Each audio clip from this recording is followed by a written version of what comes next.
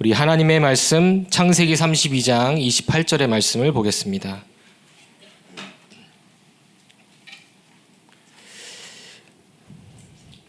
자, 원래는 이제 창세기 32장 전체 말씀을 읽는 게 제일 좋지만요.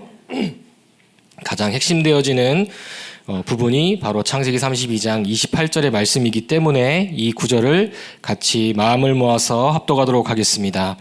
그가 이르되 내 이름을 다시는 야곱이라 부를 것이 아니요 이스라엘이라 부를 것이니 이는 내가 하나님과 및 사람들과 겨루어 이겼음이니라. 아멘.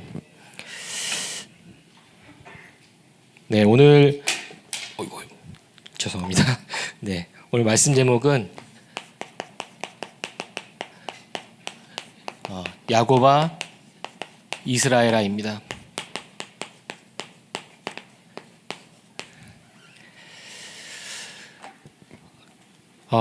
이 금요기도의 시간이 어떤 시간인지 아시죠? 우리 단순한 예배, 예배가 단순하다. 표현이 좀 잘못됐지만 또 이 시간은 또 중요한 또 치유의 금토일 시대를 열어가면서 이 금요일 시간은 치유하는 시간이다. 말씀을 주셨기 때문에 또 중요한 치유의 응답을 받는 그런 귀한 시간인 줄 믿습니다.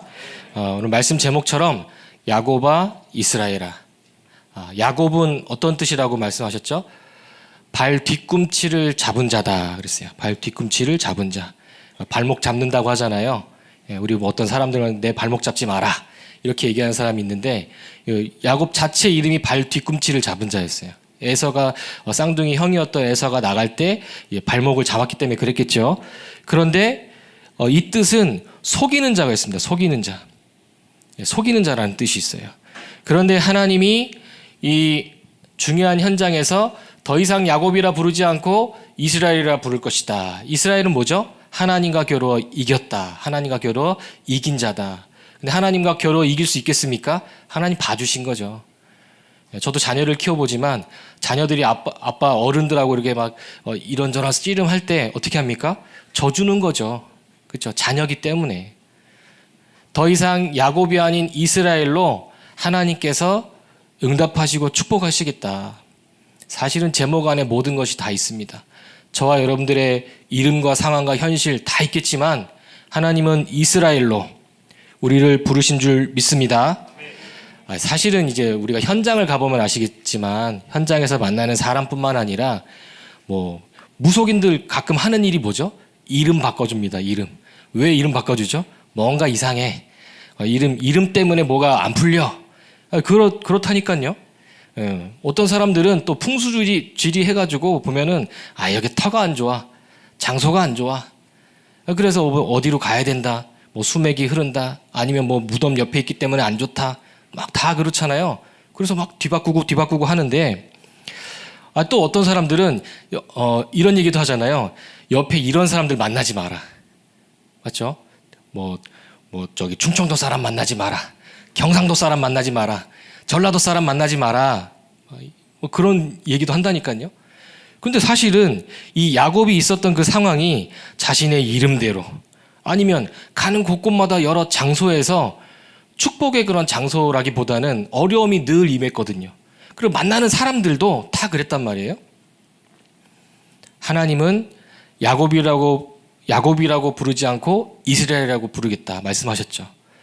성경을 보시면 아시겠지만 하나님이 야곱이라는 이름을 안 부르지 않습니다. 이사야서를 보더라도 야곱아 이스라엘아, 야곱아 이스라엘아. 이스라엘이라고 부르겠다 해놓고서 왜 앞에다가 왜 야곱이라고 부르겠어요? 너 야곱이었잖아. 근데 너 이스라엘이야. 그거를 계속 얘기하는 거예요. 자, 그러면 이게 무슨 말입니까? 야곱이라고 하는 것은 우리 이름일 수 있고 우리 상황일 수 있습니다. 근데 이스라엘은 뭐죠? 하나님이 우리에게 주신 신분이라는 거예요. 요 축복이 사실은 치유의 시작일 것입니다. 그렇죠? 이게 전부라는 것이죠. 그래서 먼저 우리가 기억해야 될 것은 주신 말씀을 먼저 기억하시면 이름 중에서 최고의 이름은 이스라엘이라는 이름이 아니라 최고의 이름은 뭘까요? 우리에게 최고의 메시지를 주신 예수 그리스도입니다. 예수의 뜻이 뭐죠?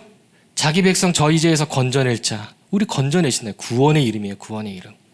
그리스도는 기름 부음 받은 자, 메시아, 선지자, 제사장, 왕의 그 축복과 응답을 우리에게 주셨다라는 거예요. 이 최고의 이름으로 운명과 사주팔자에서 빠져나오는 것뿐만 아니라 우리에게 병들었던 모든 상황들이 치유되어지는 것뿐만 아니라 하나님이 주신 능력으로 살아갈 수 있다. 이거 언약 붙잡고 있었던 사람들의 이름들이 성경에 믿음의 사람들로 나와 있습니다. 이 사람들이 뭘 붙잡았습니까? 바로 근본의 미션을 붙잡았다라는 거예요. 하나님이 주신 미션을 붙잡았다라는 거예요. 아브라함도 상황 속에 있었지만 언약을 붙잡았고 하나님 말씀을 따라갔고, 야곱은 상황과 현실 속에 있었지만 하나님이 하시는 일을 받고 근본의 언약의 미션을 붙잡아 버리니까요, 가정 가문의 흐름 뒤바뀌고 개인의 인생이 뒤바뀌는, 나아가서 나 혼자 잘 먹고 잘 사는 인생을 넘어서서 나를 살리는 것을 넘어서서 많은 사람들을 살리는 빛의 주역으로 세우셨다는 것입니다. 자, 여기서 조금 더 들어가 보면 먼저 이 야곱이 어떤 사람이었냐라고 하면, 야곱은 사실은 이 에서와 쌍둥이 형 에서와 이 장자권, 축복권, 그 다 아버지 이삭한테 어떻게 보면 몰래 뺏었단 말이에요. 그 야곱의 인생은 어떤 인생이었냐면 속이는 인생이었어요. 에서를 보면 에서의 이름 뜻 자체가 뭐 불다, 뭐 남자다, 뭐 그런 뜻이 있는데, 이 에서가 남자답고 사람답고 뭐 그랬겠죠. 오히려 이 야곱 같은 경우는 엄마 품속에 숨어 있었고, 뭐 엄마 일하는 곳에 숨어 있었고 남자다운 부분이 전혀 없었단 말이에요. 근데 반면에 에서도 관심이 없었어요. 뭐에 관심이 없었냐? 언약에 관심이 없었습니다. 그 증거가 성경을 보면 에서가 결혼할 때가 돼가지고 여자를 딱 데리고 왔는데 첫 번째로 누굴 데리고 오냐? 믿음의 사람이 아니라 가나안 족속, 헷 족속 여자를 데리고 와버려요. 그러니까 거기에서 이제 이삭과 리브가가 이게 근심이 돼버리는 거예요. 그러는 가운데 이제 어머니 리브가 같은 경우는 사실은 이제 언약 중심이니까 이 야곱이 이렇게 장자권, 축복권 이거 뺏어가는데 어떻게 보면은 일조를 했어요. 왜냐? 에사가 뺏길만 했어. 또 이 아버지 이삭과 리브가가 사실은 해쪽 속의 여자를 데리고 온 거를 불편한다는 걸 알고, 불신앙한다는 걸 알고 또 다른 여자들을 데리고 왔는데 또 이스마엘 여자를 데리고 왔네. 우리 아시잖아요. 이스마엘이 어떤 사람입니까? 그렇죠? 불신앙의 열매였던 이삭이 아닌 모슬렘의 시조가 되는 이스마엘의 자손을 데리고 왔네. 이거 선택마다 다 그랬다는 거예요. 언약에 관심이 없고 육신적으로 갔다라는 거예요. 그러는 가운데 이 야곱을 하나님이 이삭과 리브가가 기도하는 가운데 사실은 이 라반이라고 하는 외삼촌이 있는 그 현장으로 보냅니다. 이 야곱이 어떤 사람이었냐면 속이는 인생이었는데 이거는 또 반대가 돼버렸어요. 속임당하는 인생이었어요. 속임당하는 인생. 말 그대로 14년이나 개고생하면서 거기서 살아난 거 있죠.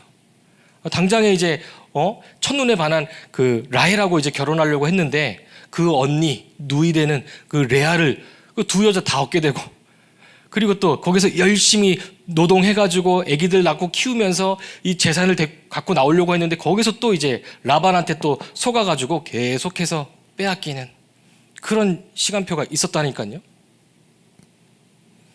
속이는 인생에서 속임당하는 인생, 어떻게 보면 우리 인생하고 똑같죠. 우리 현실에 있는 모습하고 똑같을 것입니다. 그런데 여기에서 중요한 것은 야곱은 어떤 축복을 누렸냐? 베델의 축복을 누렸다. 하나님의 집, 거기 있는 그 장소가 재앙과 저주의 땅이 아니라 하나님과 함께하는 그 땅이 돼버렸어요. 더 나아가서 속임당하는 그 인생, 이 속에서 또 빠져나와가지고 또 중요한 또 이제 고향으로 돌아가려고 하는 그런 찰나에 에서는 쫓아오는 그런 여러 가지 어려움 속에서 분이엘, 하나님과 대면하여 만났지만 생명을 보존하였다. 엄청난 그 축복을 받았다라는 것입니다. 지금의 우리의 상황이 속이는 인생일 수도 있고 속임당하는 인생일 수도 있습니다. 변하지 않는 그런 상황과 현실 때문에 문제 있을 수 있죠. 그런데 이 베델과 분이엘의 축복을 누렸던 이 야곱은, 이스라엘은 어떤 축복을 누리냐면요.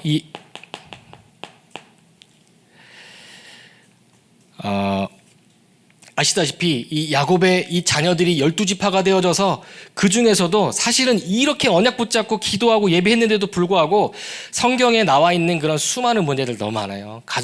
가정들, 이제 자기 자신에게만 있는 문제 아니라 자녀들 문제가 너무 많았어요. 여러 가지 그런 음란의 문제뿐만 아니라 자녀가 강간당하는 문제뿐만 아니라 또 간통하는 문제뿐만 아니라 수많은 문제들이 있었단 말이죠. 근데 그 가운데서도 하나님은 언약을 전달하게 하셔서 요셉을 통하여서 또 중요한 애굽 보고마의 문을 열었죠. 오히려 이 야곱이 애굽이라는 그 현장에 가서, 요셉 때문에 애굽이라는 그 현장에 가서 어떤 일이 벌어졌냐. 우리 애굽이라고 하면은 우리 노예 생활 이거 생각할 수 있겠지만, 야곱이 언약 붙잡고 애굽이라는 그 현장에서 바로 왕을 축복해버리는 그 중요한 축복을 누리게 됩니다. 우리가 볼 때는 배척해야 되는 그런 현장인데, 야곱이 애굽의 그 바로 왕을 축복하고 고센 땅에서 사실은 엄청난 그 축복의 그런 능력들을 누렸죠. 물론 그 뒤에 이제 복음이 희미해지고 요셉을 알지 못하는 왕이 일어났기 때문에 그런 한계가 있었지만요. 그러면서도 야곱이 죽을 때 창세기 49장 또 50장의 말씀 보면 가나안 땅, 메시아가 오실 땅 끝까지 그리스도 붙잡고 있었다는 거예요. 말 그대로 살리는 인생 됐다는 것입니다.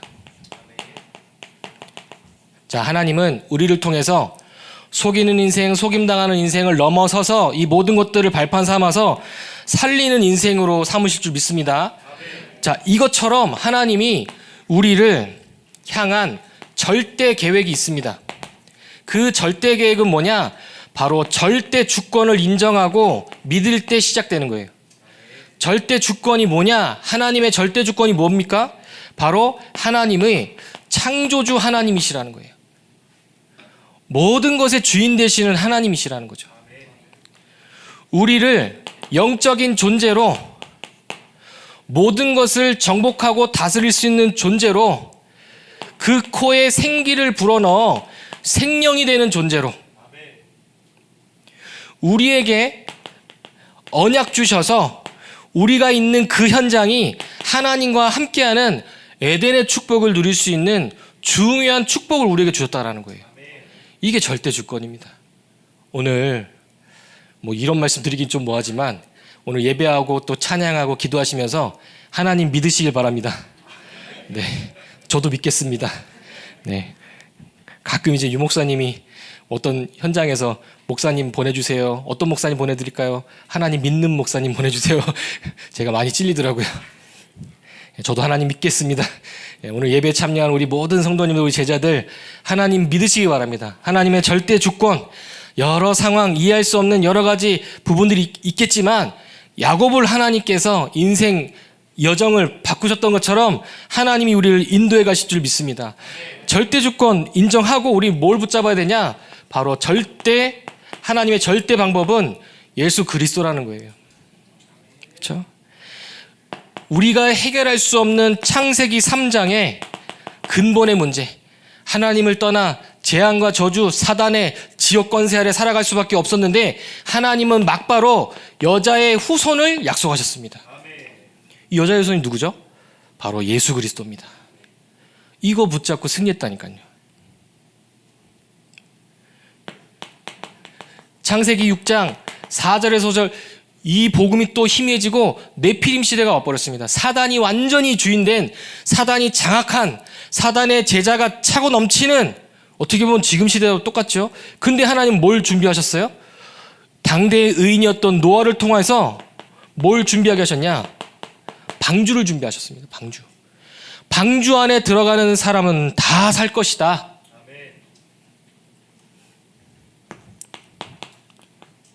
창세기 11장 1절에서 9절의 말씀처럼 이렇는데도 불구하고 또 복음이 희미해지니까요. 하나님 없이 높이 높이 탑을 쌓자. 이게 뭡니까? 바로 바벨탑입니다. 그런데 하나님은 창세기 12장 1절에서 3절 하나님이 약속하신 그 약속의 땅, 메시아가 오실 땅, 그리스도가 오실 땅, 그것을 준비해 놓으셨어요. 이것이 하나님의 절대 방법입니다. 또 이 밖에도 포로됐을 때 여자의 후손을, 마태복음 16장 16절 속국됐을 때 그리스도를 하나님께서 주셨다니까요. 여러 가지 시대적인 문제 상황, 노예, 포로, 속국, 유랑민과 같은 우리가 벗어날 수 없는, 해결할 수 없는 상황의 현실이 있지만 하나님은 하나님의 방법, 절대 방법을 예수 그리스도로 주셨다는 겁니다. 이 사실을 붙잡으시면 돼요. 하나님 믿고 우리의 생각과 마음속에 그리스도를 붙잡고 나아가는 것입니다. 그래야 뭘 주신다고요? 바로 하나님의 능력, 절대 능력 하나님 주시는 겁니다. 야곱의 머리로 할 수 없었던 일을 야곱이 하나님 앞에 무릎을 꿇고 예배하며 그리스도를 붙잡으니까요. 하나님이 주신 능력 가지고 인생 전체를 하나님께서 완전히 증인으로 뒤바꿔 버렸어요. 자, 그래서 이 능력은 어떤 능력이겠습니까? 성령께서 우리와 함께 하시는 거예요. 성삼위 하나님께서 우리와 함께 하시는 것. 이 복음의 비밀이라고 쓰지만 이 복음의 은혜가 저와 여러분들에게 능력이 된 줄 믿습니다. 오늘도 복음이 우리에게 필요한 줄 믿습니다. 오늘도 예수 그리스도가 우리에게 지금 필요한 줄 믿습니다. 이 사실이 우리에게 은혜예요. 그렇죠? 길 가는 사람 붙잡고서 여기 오라고 하면 오겠습니까? 절대 안 온다니까요. 그렇죠? 문제 만난 자, 하나님 예비해 두신 자나 이렇게 오는 거지. 당장 문제 만난 자, 병원에 있는 사람한테 예수 믿자고 하면 준비도 안 되는 사람은 안 온다니까요. 얼마나 이것이 은혜인지. 그러면 이것을 잊어버리지 않고 누릴 수 있는 기도의 그 누림이라고 말하지만 이것이 뭐냐? 바로 행복입니다. 기도의 행복. 어떻게 보면 야곱의 인생은 기도의 인생이었습니다.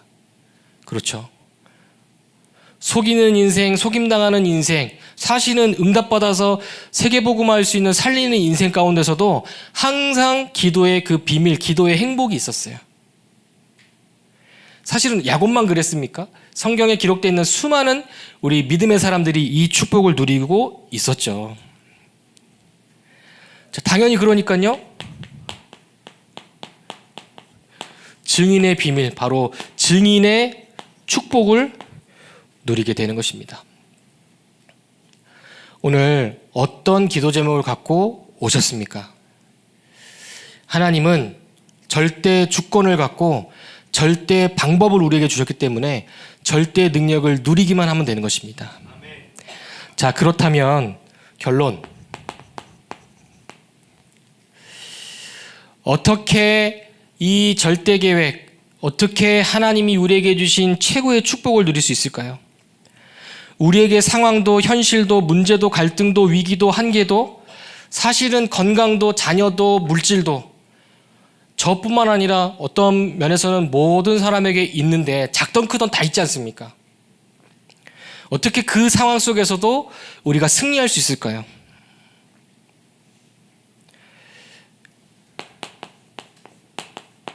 그림을 그리시면 됩니다. 생각해보면 우리는 맨날 안 될 그림만 생각하고 있어요. 맞죠? 저도 그렇더라고요. 하나님이 주신 것으로 그림을 그리세요. 하나님이 주신 그 그림대로 야곱도 자기 머리대로 자기의 그 수준대로 하다가 결국 아버지와 할아버지가 붙잡았던 그 창세기 12장 1절에 3절에 그 언약 붙잡고 언약적이고 근원적이고 대표적이고 시대적이고 불강력적이고 기념비적인 그 축복대로 응답받았다는 거 아니겠습니까? 어느 정도로 그림. 오늘 그래서 기도하시면서 하나님 앞에 야곱이 베델의 축복을 누렸던 것처럼, 야곱이 분엘의 축복을 누렸던 것처럼 하나님이 주신 언약의 말씀 그리스도 복음 붙잡고 그림을 그리시기를 주님의 이름으로 축복합니다. 요걸 조금 표현하기로는 우리 당회장 목사님 말씀하셨죠? 3집중. 네, 오늘만 이렇게 잘 하지만 아침, 낮, 밤 시간. 우리 어떻게 보면 24시간 중에서 가장 중요한 시간이죠. 어느 정도로요? 완전히 하나님의 것이 플랫폼으로 세팅될 정도로. 그래서 이 길을 가도록 이 소식을 전달할 정도로, 그러면 그 세팅 위에 문제 갈등 위기가 또 오더라도 그 속에 하나님의 숨겨진 계획. 그러면 우리는 계속 이 축복 누리고 있으면 어떻게 되겠습니까? 말씀에 나오는 그 흐름대로 300%의 축복을 누리게 되는 것입니다. 나를 살리고 나의 현장을 살리고 그리고 나와 현장이 살아나는 것이 지속되어지는 그 축복, 이 응답을 받게 된다는 것입니다. 그래서 우리 중요한 우리 전도자들이 이 축복을 갖고 승리하는 증인들이 되시기를 주님의 이름으로 축복합니다.